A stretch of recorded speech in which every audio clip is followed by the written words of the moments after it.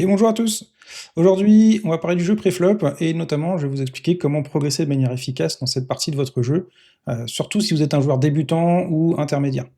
Le préflop, c'est évidemment la première étape de chaque main et donc on le joue 100% du temps. C'est pour ça que c'est hyper important de le maîtriser. Et moi, je vais vous montrer comment faire pour le travailler de manière structurée et efficace. Pour ça, je vais m'appuyer sur le pack préflop qui a été conçu par Poker Science. On va voir ensemble donc, ce que contient le pack préflop, mais surtout comment les différents outils du pack peuvent vous aider à comprendre, apprendre et automatiser votre jeu préflop. Avant de commencer, je vais déjà clarifier juste un petit point. Le pack préflop est accessible depuis Poker Spin Tracker, mais vous n'avez pas besoin d'être abonné au tracker pour l'utiliser. Vous pouvez très bien acheter le pack préflop d'un côté, sans être abonné au tracker. Hein, ce sont vraiment deux produits distincts, même si évidemment ils ont été pensés pour fonctionner ensemble. Dans le pack préflop, on va retrouver trois grandes parties. D'abord, les guides stratégiques, qui vont nous permettre de comprendre la logique. Ensuite, on va avoir les bibliothèques de range, pour savoir concrètement quelles sont les mains qu'on va jouer. Et pour finir, on a le trainer, qui lui va nous permettre tout simplement d'automatiser notre prise de décision préflop. L'idée, c'est donc pas de vous donner des tableaux de range à apprendre par cœur, parce que ce serait pas utile, mais par contre, on va avoir une logique de progression qui sera comprendre, apprendre et s'entraîner pour pouvoir automatiser. Et c'est exactement ce qu'on va voir maintenant. Bon, maintenant qu'on en est là, on a dit première étape, aller consulter les guides stratégiques pour avoir une connaissance de la stratégie préflop. Donc pour ça, on va aller dans la partie étudier et ici, vous allez retrouver donc les différentes pages. Vous avez donc la bibliothèque de range, vous avez le trainer, la compétition qui correspond au mode arena et pour finir l'académie. Et c'est ça qui nous intéresse en premier. Donc quand on clique sur l'académie, on a une petite fenêtre qui s'ouvre et vous voyez ici qu'on a les différents spots qui sont répertoriés. Alors, les premiers spots ici sont les spots les plus importants, vous voyez, situations clés. Ensuite, on a les situations qui sont importantes, et pour finir, toutes les autres situations.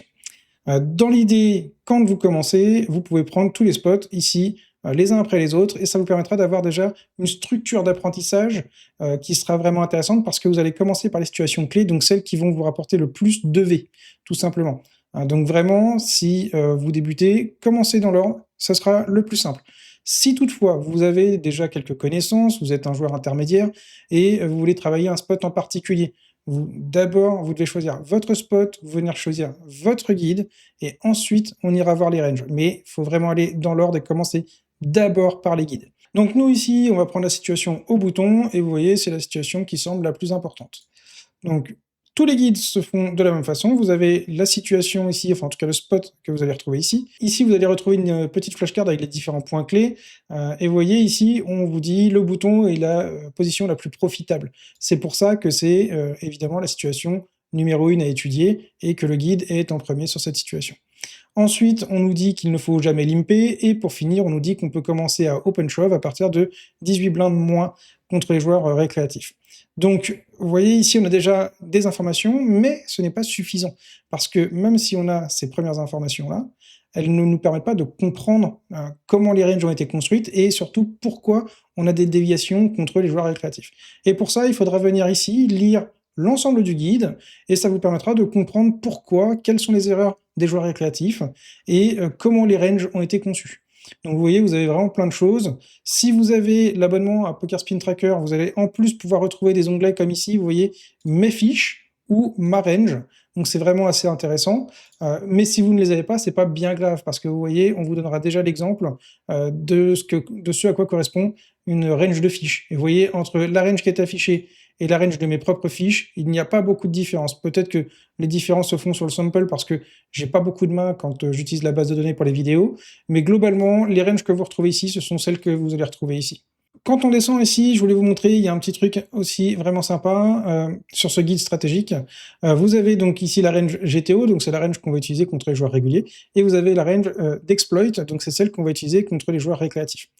Et ce qui est intéressant, c'est de voir la différence entre les deux ranges, et surtout de venir comprendre pourquoi elles sont différentes. Les ranges GTO sont des ranges qui sont inexploitables. Globalement, le but, c'est que l'on ne puisse pas vous exploiter, en tout cas sur la partie pré-flop. Donc, si vous jouez de cette façon-là, théoriquement, vous ne serez jamais perdant. Sauf que ne pas perdre, c'est une chose, mais ce que nous, on veut, c'est maximiser nos gains contre les joueurs récréatifs. Donc pour ça, on est obligé de modifier ces ranges-là, et on va jouer de cette manière pour pouvoir optimiser notre V contre les joueurs récréatifs. Vous allez pouvoir regarder ça, vous allez aussi comprendre pourquoi ces modifications ont été faites et pourquoi on ne joue pas de la même façon contre les récréatifs et contre les joueurs réguliers. Donc ça, c'est vraiment en venant lire les différents guides, que ce soit pour le bouton, mais toutes les autres positions, c'est pareil, et ça vous permettra tout simplement d'avoir déjà une base stratégique avant même d'aller consulter les ranges. Ça vous dira déjà comment est-ce que l'on doit jouer ce spot contre les différents adversaires. Donc une fois qu'on a fait ça, c'est le moment où on va pouvoir aller consulter les ranges et on va pouvoir commencer à s'intéresser aux différents combos, à savoir lesquels on va prendre en open, lesquels on va shove et lesquels on va folder. Et tout ça en fonction des différents stack size. Alors pour les ranges, donc on est dans la partie librairie, et ici vous voyez, ça nous affiche tout simplement la range en fonction du spot qu'on a choisi et de la profondeur de stack. Ici, on est donc toujours sur la partie bouton évidemment. J'ai choisi d'afficher les récréatifs, mais je pourrais très bien afficher les joueurs réguliers. Et déjà vous voyez, on a des changements qui sont très visibles dans la construction de notre range. Mais vous allez voir, il y a une fonction pour ça qui est vraiment très très sympa. Donc l'idée ici, c'est voilà, de venir un petit peu regarder comment s'organise la range. On peut choisir le spot par exemple le plus élevé, à 20 bb+, et ensuite avec notre clavier, on peut descendre pour voir comment la range évolue. Et vous voyez, ça permet tout simplement de déjà avoir une première idée et de se dire, en dessous de 18 blindes, contre le joueur récréatif, je commence à open shove des mains. Et vous voyez, après l'idée, ça va être de retenir quelles sont les mains, mais pas tous les combos un par un, on va retenir plutôt quels sont les types de mains. Par exemple ici, contre les récréatifs, je sais que ce sont les pocket pairs qui vont jusqu'à la paire de 9. Je sais que ce sont les As-6 off, donc qui vont partir du As-7 jusqu'au As-3, et voilà. Et je connais ma range. Simple, efficace. Ça permet d'avoir tout simplement vraiment une manière de retenir les ranges qui soit plus facile que de se dire alors je vais prendre As-Roi, je vais prendre As-Dame. Non, ça va être trop long, ça va être trop compliqué. On ne peut pas retenir 169 combos, c'est pas possible. Donc il faut avoir vraiment des repères comme ça. Regrouper les mains, et si par exemple en jeu, je prends As-6 off, c'est pas grave. Il n'y aura pas une grosse différence, c'est pas hyper important. Mais si vous avez compris le principe de la construction de la range grâce au guide stratégique, ça vous permettra aussi de vous adapter sur les tables. Parfois, en fonction de certains profils, venir open jam paire de 10, peut-être que c'est intéressant. Peut-être que de venir prendre les gros as ici, as-roi, as-dame, as-valet suité, c'est peut-être aussi intéressant parce que le joueur en face est une calling station et que peu importe ce qu'on va faire, il va nous call. Donc n'hésitez pas, essayez de comprendre comment ça marche, venez consulter ici les différentes ranges et ensuite vous pouvez vous adapter sur les tables. Donc ensuite, je peux continuer à descendre, par exemple, et voir, vous voyez, à partir de quel moment j'intègre beaucoup plus de shove. Et vous voyez ici, en dessous de 12 deep, déjà, j'ai quasiment tous mes as qui vont être open jam et toutes les PP entre 2 et 9. Donc on a rajouté déjà la paire de 2 depuis, je crois, 16 deep, voilà. Et puis on a aussi quelques rois ici qui vont être open jam. Et on voit en dessous de 10 deep que là, on a plus de min raise, quasiment, sauf nos meilleures mains. Donc on va prendre les meilleures mains, seront nos paires à partir de 10-10 et plus. Tout le reste, ce sera soit on fold, soit on open jam. Et vous voyez, ça permet en tout cas, comme ça, en un clin d'œil, déjà d'avoir repéré comment s'organise la range, comment elle évolue en fonction des stack size. Donc on peut également aller consulter une petite fonction que moi j'aime particulièrement, c'est la comparaison. On va pouvoir comparer dans cette position le jeu contre les joueurs récréatifs et contre les joueurs réguliers. Ça permettra tout simplement de voir comment sont construites les deux ranges et de voir les différents changements à différents stack size. Donc par exemple, si je prends 12-14 ici dans cette position, vous voyez, on a deux ranges qui sont complètement différentes. Et pourquoi ça? Tout simplement parce que les joueurs réguliers et les joueurs récréatifs ne répondent pas du tout de la même façon. Et donc, on s'adapte évidemment. Donc ici, on va jouer par exemple avec plus d'open jam. Pourquoi ça? Parce que les joueurs récréatifs vont venir nous call avec des mains un petit peu plus loose, contre lesquelles on n'a pas envie de se retrouver avec 8 et 9 suités par exemple. À l'inverse, les joueurs réguliers, eux, vont avoir tendance à folder probablement un petit peu plus, et surtout, ils vont pas du tout call la même range que les joueurs récréatifs. Donc ça, c'est vraiment important de comprendre comment nos ranges évoluent, et surtout de voir la différence entre une range de joueurs réguliers ou une range contre les joueurs récréatifs. Et donc vous voyez, on peut venir ici comparer tout simplement tous les différents stacks. Voilà. Donc ça, une fois qu'on a fait tout ça, une fois qu'on a comparé, qu'on a vu un petit peu comment se construit la range, on pense avoir compris la range du bouton, par exemple, comment elle fonctionne, c'est le moment maintenant d'aller dans le trainer. Et cette fois, donc, on est dans la partie trainer, et c'est ici qu'on va pouvoir s'entraîner de manière à aller sur les tables avec un jeu qui va être déjà bien en place. On va pouvoir prendre des décisions sur lesquelles on sera confiant et surtout, ça va nous permettre d'automatiser une partie de notre jeu. Donc ici, vous voyez, si je prends donc la position bouton, j'ai 2 chapitres différents. On a le bouton contre les règles et on a le bouton contre les fiches. J'en ai même un troisième en bonus ici, où on a les stacks asymétriques, mais ça, c'est pour plus tard. Donc l'idée, c'est de venir s'entraîner sur la position après avoir pris connaissance des guides stratégiques et avoir consulté évidemment les ranges. Donc ici, on a dit tout à l'heure, nous on a travaillé contre les fiches, on a lu notre guide stratégique, on a pris le temps de regarder nos ranges, et maintenant, c'est le moment d'aller s'entraîner. Donc dans l'entraînement, moi je vous conseille au départ de démarrer par la partie campagne, et vous allez voir, il faudra débloquer spot après spot pour pouvoir avancer tout au long des exercices. On va voir après qu'on peut faire des exercices personnalisés, mais pour l'instant, je vous recommande vraiment de prendre les spots ici dans l'ordre, ce sera beaucoup plus intéressant pour vous. Ensuite, donc pour s'entraîner, donc vous pouvez commencer par la partie intro évidemment, et après on peut choisir différents stack size. Alors pourquoi on a 4 stacks à chaque fois? C'est tout simplement parce que pour l'apprentissage, c'est plus facile de découper par stack. Si je souhaite apprendre une range et que je cherche à apprendre de 0 à 25 dips, évidemment ça va être beaucoup plus compliqué et je ne vais jamais être capable de retenir tout ça d'un seul coup. L'apprentissage, ça se fait petit bout par petit bout, il faut y aller doucement mais sûrement, comme on dit, hein. Donc l'idée, c'est ici, on va commencer par prendre par exemple 18-25 dips, et je vais pouvoir appuyer sur play, et ça va me lancer une série de 20 spots sur lesquels je vais pouvoir m'entraîner. Donc par exemple ici, j'ai roi 10, ce sera donc un open, ici on va fold, open, hop, je peux même open, ça non, je crois que ça va être un fold dans les ranges. Et quand on fait une erreur, vous voyez, on a la bonne range qui s'affiche. Et ici, par exemple, donc j'ai mis que c'était fold, alors que c'est un min raise, valet 9 off. Et effectivement, puisqu'on est 20 bb+, donc c'est un min raise. Vous voyez, on peut retrouver la situation ici. On était 20.8 bb deep, donc c'est plus que 20 bb, donc on a bien cette range aussi. Et ça vous permet, à chaque fois que vous faites une erreur, de revoir votre range. On va pas faire 2 fois la même erreur quand même. Ici, on peut encore open. Ici, ça va être un fold, fold. Hop. Et après, le but, ça va être d'aller le plus vite possible au fur et à mesure du temps. Vous allez voir, quand vous serez plus à l'aise, ça ira encore plus vite. Hop, et voilà. Donc, maintenant que j'ai fait cette partie-là, vous voyez, je peux cliquer soit sur recommencer, si je veux recommencer toute la série, soit back to home, qui me ramène dans le menu ici, où j'ai les différents chapitres. Ce qu'il faut savoir, c'est que dans la partie campagne, comme ici, vous allez devoir débloquer chaque chapitre pour pouvoir passer au chapitre suivant.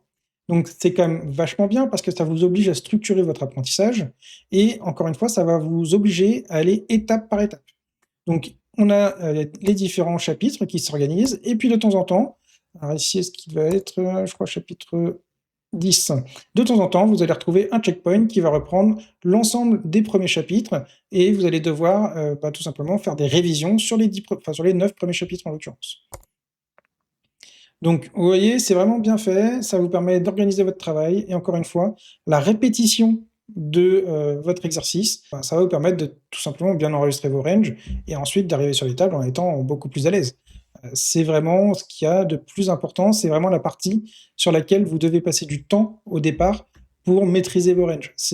Rester dans la partie bibliothèque ici des ranges n'aura pas beaucoup de sens. Il faut y aller parce que c'est comme ça que vous allez voir comment elles sont les ranges, mais par contre, il faut passer probablement plus de temps dans la partie trainer parce que c'est là, tout simplement, que vos automatismes vont pouvoir se développer. Si toutefois vous vouliez des exercices différents, alors par exemple, vous êtes un joueur qui est déjà un petit peu plus avancé ou vous avez envie de revenir sur un chapitre, par exemple, vous êtes arrivé chapitre 20 et finalement vous voulez retravailler la position bouton. Mais vous avez en tête de travailler sur des profondeurs bien précises. À ce moment-là, vous avez la partie exercice libre ici, et vous allez pouvoir créer vos propres chapitres. Donc par exemple, ici, si je mets BU VS fiche, je vais pouvoir créer la situation, donc je suis bien en 3 max, au bouton, je vais mettre le bouton. Ici, je vais pouvoir choisir les stack size que je souhaite, donc par exemple, je veux m'entraîner uniquement sur du 20+, et ici, je vais mettre uniquement contre fiche. Je peux créer mon chapitre, et je peux même choisir une petite couleur si je veux mettre une pastille, par exemple. Alors moi je mets en général le vert pour les fiches, le rouge pour les règles, mais après ça vous faites le code couleur que vous souhaitez. Je crée mon chapitre, et vous voyez, je l'ai ici. BU VS fiche, tout simplement. Une fois que j'ai ça, je peux paramétrer ici le nombre de questions que je veux. Je peux choisir entre 1 et 100 questions. Donc ça, ce qui est vachement bien, c'est par exemple si vous voulez vous échauffer avant d'aller sur les tables, si vous voulez faire des révisions, et cetera. Là, si vous voulez des grandes séries, vous pouvez le faire, il n'y a pas de souci. Vous pouvez toujours mettre le mode hardcore, voire même un timer si vous voulez, et ça vous permettra ensuite d'avoir un exercice complètement personnalisé. Je peux créer autant de chapitres que je le souhaite, et ça, c'est vraiment un outil exceptionnel parce que ça permet tout simplement d'avoir des exercices sur mesure en fonction de nos besoins. Dernière petite chose, on va retrouver ici les erreurs, et ça nécessitera quand même un abonnement au tracker, parce que c'est ici que vous allez retrouver donc les différentes erreurs que vous avez fait réellement en jeu. L'intérêt ici, c'est que vous pouvez trier donc soit par nombre d'erreurs, par la précision, soit en fonction du nombre d'erreurs que vous avez fait contre fiche ou contre règle. Donc contre règle, on s'en fiche, c'est pas la priorité, mais contre fiche, ici, par exemple, qu'on avait choisi, donc là c'était le HUSB, je pourrais très bien choisir de faire une série de 10 questions dans mon HUSB vs fiche. Si je prends par exemple la partie bouton sur laquelle on travaillait, vous voyez, j'ai fait ici des erreurs au bouton, je peux reprendre donc 10 mains sur lesquelles j'ai fait des erreurs, et il va me choisir 10 mains complètement au hasard sur le spot du bouton. Donc ça peut être des mains quand j'ai 5 bébés, comme 25. Et je mets un replay, et là, je retrouve des mains sur lesquelles j'ai fait des erreurs en jeu. Alors ici, évidemment, c'est un chauffe, j'ai probablement en jeu fait un autre choix parce que c'était plutôt pour exploiter les adversaires, mais ça c'est des choses qui peuvent arriver. Ici, quand je passe ma souris sur le petit œil, je vois l'erreur que j'ai faite. Par exemple, ici, j'ai open cette main, et probablement que ça doit être un fold, je dirais c'est ça. Et donc là, j'imagine que c'est pareil, j'ai dû... Oh non, là j'ai fold, alors que c'est un open, ici ça doit être un fold, et j'ai fait quoi? J'ai limpé, et voilà. Une fois qu'on a fait ça, on peut soit recommencer, soit repartir encore à l'accueil et choisir un autre spot, définir un autre exercice, et cetera, et cetera. Donc maintenant, vous avez vu le pack préflop, comment ça s'organise. Si vous voulez travailler votre jeu préflop, bah, vous avez tous les outils nécessaires. Ça vous permet tout simplement de venir étape par étape, choisir le spot, consulter les guides stratégiques, vous allez pouvoir voir les ranges, et enfin, vous vous entraînez dans chaque situation en fonction de vos besoins. Voilà, j'espère que cette vidéo vous aura plu, j'espère que ça va vous aider aussi à travailler votre jeu. Si vous n'avez pas encore le pack préflop et que vous souhaitez acheter le pack préflop, vous avez le code PST2 qui vous permet d'obtenir une remise de 15% sur l'achat de votre pack préflop. Le code PST2 vous permet aussi d'avoir 15% de remise si vous prenez un abonnement sur 6 mois à PokerSpin Tracker. Donc si vous souhaitez faire de l'achat du pack préflop ou un abonnement, n'hésitez pas, ça c'est pour vous, c'est cadeau, c'est 15% de réduction. En attendant, moi je repars sur les tables, je vous laisse travailler votre jeu, n'hésitez pas dans l'espace commentaire si vous avez des questions, si vous avez des remarques. Vous pouvez aussi rejoindre le serveur Discord si vous voulez échanger avec nous, si vous avez des questions concernant le pack préflop par exemple, je prendrai le temps de vous y répondre, ou quelqu'un d'autre, peu importe.